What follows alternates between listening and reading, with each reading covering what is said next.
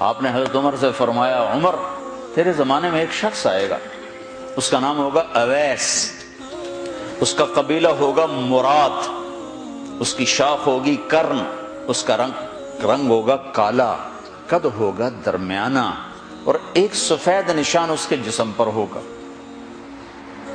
جب وہ آئے تو تم اس سے دعا کرانا، علی تو بھی کرانا، عمر تو بھی کرانا، اور میں قسم کھا کے کہتا ہوں کہ اویس جیسوں سے دنیا بھر جائے تو عمر و علی کے ایک بدن کے بال کے برابر نہیں، لیکن اس کے ذریعے سے ایک پیغام آگے پہنچانا تھا۔ تو حضرت عمر اور حضرت علی حیران ہو کر دیکھنے لگے کہ ہمیں کہا جا رہا ہے کہ اویس سے دعا کروائیں، وہ ہم صحابی وہ تابعی۔ تو آپ نے فرمایا اس نے ماں کی ایسی خدمت کی ہے، جب وہ ہاتھ اٹھاتا ہے تو اللہ ہاتھ واپس خالی موڑتا ہی نہیں۔ یہ پیغام پہنچانا تھا کہ ماں باپ کے آگے جھکو۔ جس دیش میں آپ رہتے ہیں یہاں کام کی رفتار بہت تیز ہے، ماں باپ اگر موجود ہیں تو کم ہی خوش نصیبوں والے ہیں جن کو کچھ اولاد کی خدمت ملتی ہے، ورنہ دیواروں کے ساتھ ہی زندگی گزر رہی ہوتی ہے۔ تو عمر رضی اللہ عنہ جب خلیفہ بنے تو ہر سال حج کرتے تھے، ہر سال ان کو ڈھونڈواتے۔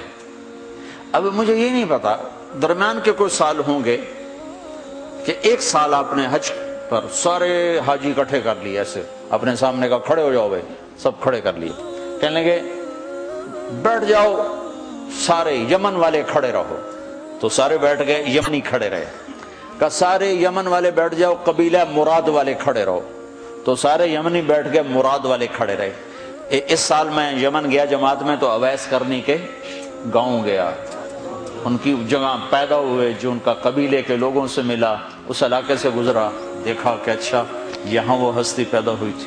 خشک پہاڑ ہیں، بالکل خشک پہاڑ۔ پھر آپ نے کہا مراد والے بیٹھ جاؤ، قرن والے کھڑے رہو، تو صرف ایک آدمی باقی بچا۔ تو آپ نے اس سے پوچھا تم قرنی ہو؟ کہ جی ہاں۔ اویس کو جانتے ہو؟ کہ جانتا ہوں، میرا سگا بھتیجا ہے، میرے بھائی کا بیٹا، لیکن وہ تو تھوڑا پاگل سا ہے، آپ اس کا کیوں پوچھ رہے ہیں؟ تو عمر رضی اللہ تعالیٰ نے رونے لگے، کہا وہ نہیں، تو پاگل نظر آتا ہے۔ پھر آپ نے پوچھا کدھر ہے؟ آیا ہوا ہے حج میں؟ ہے؟ کہ جی ہے۔ کدھر ہے؟ کہ جو اونٹ چرانے نکلا تھا عرفات کی طرف۔ تو حضرت عمر نے حضرت علی کو ساتھ لیا اور دوڑ لگائی اور پہنچے عرفات کی طرف، تو دیکھا تو ایک آدمی ایک کیکر کے درخت کے نیچے نفل پڑ رہا اور اونٹ اس کے چاروں طرف چل رہے۔ تو یہ دونوں حضرات بیٹھ گئے، تو انہوں نے اویس نے محسوس کیا کچھ آ گئے لوگ، تو انہوں نے نماز مختصر کر دی، سلام پھیرا۔ تو حضرت عمر نے پوچھا کون ہو بھائی؟ کہا جی مزدور ہوں۔ کہا تیرا نام کیا ہے؟ کہا جی اللہ کا بندہ۔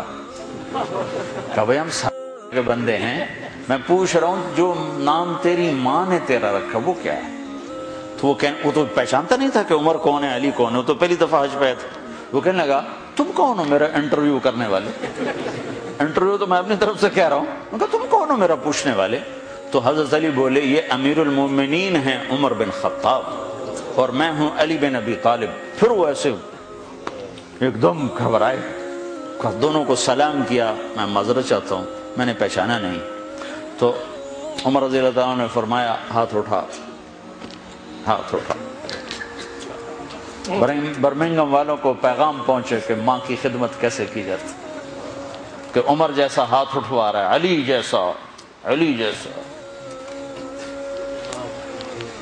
تو وہ کہنے لگے میں آپ کے لیے کیسے ہاتھ اٹھاؤں، میری اوقات ہے کہ میں آپ کے لیے دعا کروں؟ کہاں، ہمیں ہمارے نبی کا حکم تھا کہ اویس آئے تو اس سے دعا کروانی ہے، کہ جب وہ ہاتھ اٹھاتا ہے تو وہ ہاتھ خالی نہیں آتے۔ کس وجہ سے؟ تہجد، جہاد، تبلیغ، ذکر، تلاوت، تسبیح، حج، عمرے، نمازیں، روزے، ذکر، تلاوت۔ کس وجہ سے؟ نہیں، ان میں سے ایک وجہ بھی نہیں، ماں کی خدمت کی وجہ سے۔ پھر ایک اور جگہ آپ نے فرمایا کہ لوگ جب جنت میں چلیں گے تو اویس بھی چلے گا، جب جنت کے دروازے پر پہنچے گے تو اللہ تعالیٰ فرمائیں گے اویس کو روک لو، باقی کو جانے دو۔ تو اویس گھبرا جائیں گے، کہیں گے یا اللہ مجھے کیوں روک لیا ہے؟ تو اللہ تعالیٰ فرمائیں گے ٹھہر جاؤ، جانے دو ان کو۔ ہاں بھائی، اب یہ سامنے جہنم کے لوگ کھڑے ہوئے ہیں، تو شفاعت کر، تیری تو فعل لاکھوں انسانوں کو جنت میں ڈالو، تجھے اس لیے روکا ہے کہ تو شفاعت کر، جدھر تیری انگلی اٹھتی جائے گی ان کے لیے جنت لکھتی چلی جائے گی، ان کے لیے جنت لکھتا چلا جاؤں گا، جدھر جدھر تو انگلی اٹھائے۔ صرف پونڈ ہی سب کچھ نہیں، مائیں بھی بہت کچھ ہے، صرف پونڈ ہی سب کچھ نہیں ہے، باپ بہت کچھ ہے۔